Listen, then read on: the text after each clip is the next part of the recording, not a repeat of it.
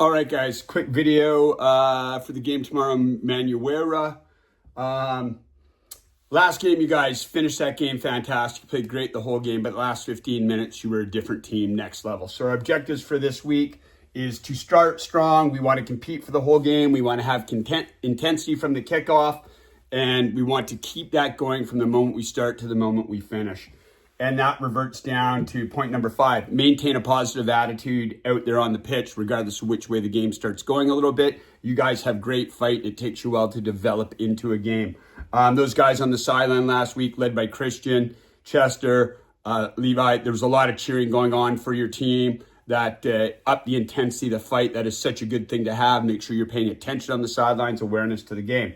Which brings us to point number 2. Awareness on the pitch.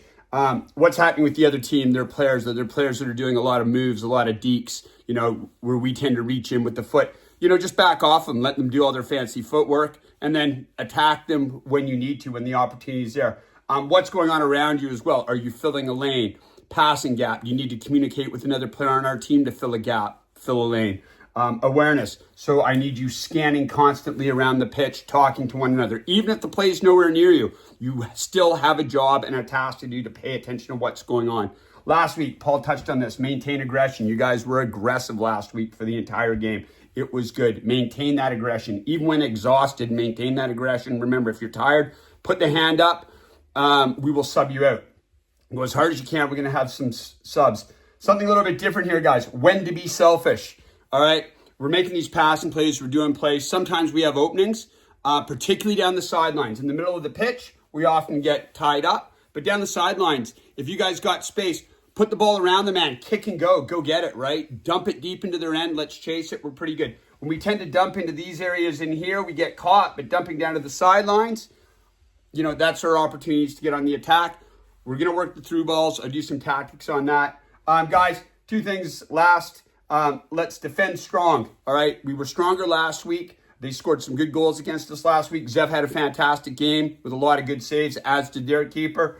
And let's build our scoring chances, guys. Let's use the through balls. Let's get down the sidelines, get those crosses in, and take our opportunities when they're there. We're going to have a good game tomorrow. I'm excited for it. I've got some other tactical stuff coming up. Okay, real simple. Tomorrow, boys, we are going to line up again in a 4-4-2 running the curve. So my outside wing backs, you're going to play just a little bit higher than our 2 central backs. Our 2 wingers in midfield are going to play slightly up in between the gap between our 2 strikers this week. This creates strong triangles throughout the field for our various passing lanes, pass backs, and movement forwards. And we want to make sure, guys, when defending, we move together in layers.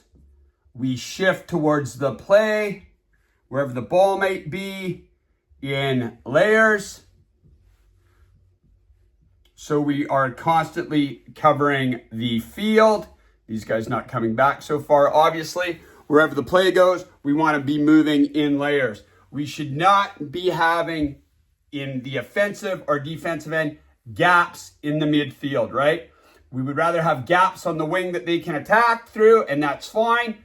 But the middle of the field is where we can get exposed through balls and crosses to the outside. So my 2 central mids, you guys have a big job, and tomorrow we're going to have Aaron and Owen running the midfield, and most likely Regan and possibly Dan running the midfield tomorrow as our 2 groups. It's important that you guys in the midfield know your range, all right, out to the sides, and your shifts, because you guys do control that part of the play. But guys, layering tomorrow. We want to defend and attack in layers.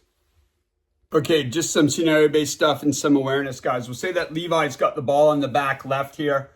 We've shifted for protection on the defensive line. Our midfielder wing, outside wing, they've got to get out to these sidelines. I go talk about open hips. Our central midfielder has to shift over into a passing lane. The other central midfielder has to come into another passing lane. And then our 2 strikers need to shift into the direction of play. Everyone else needs to shift as well. So we've got 1, 2, 3, 4 backs. We've got our wing, our 2 central midfielders, our other wing shifted over and up a little bit to support attack. And then we've got our 2 strikers that shifted over. Options here. Levi, if he can go long down the wing. That way we've got the chase on for the ball. outlet to the outside. Whoever the winger is there, that winger then has the option to carry, pass into the middle, or pass back, right? Every other player, as soon as this pass is made, has a responsibility to shift into a passing lane to give this player options, and every other player should be beginning to move with the play to press their offensive line offside, all right? So that's just working out from the back. If in doubt, if we're stuck here, Zeph will shift. We can give the ball back to Zeph, and then Zeph can outlet to the opposite side. This just comes down to awareness and movement. No one over on this side of the field should be stationary. You should be trying to drag men away from the field of play or get in front so you have the option to receive, and we can get on the attack, the transition game very quickly, guys. Okay, we'll say we've got the ball here in our central midfield, sitting here with Aaron, Dan, Owen, whoever it might be. From this position here, guys, we want to do a few things. If the play's leaking out to the right, we want to support to the right. The strikers want to shift to the right. This midfielder, outside wing, has to move up or back to create a lane or into the middle. So we've got a lane in there to pass where we want movement. The goal here this week is trying to get the ball through, whether it be up and over, down through the middle, down through the sideline.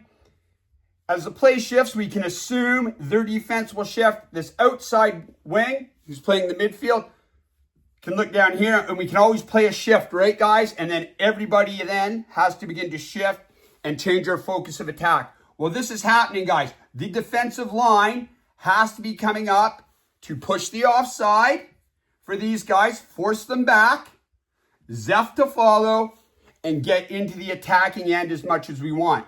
The other thing we want to make sure of is if we get the ball down here deep, it's come down, our wings come in, our strikers now in this area, our other strikers here, our other wings come in. We've got our midfielders, central mids that have come in.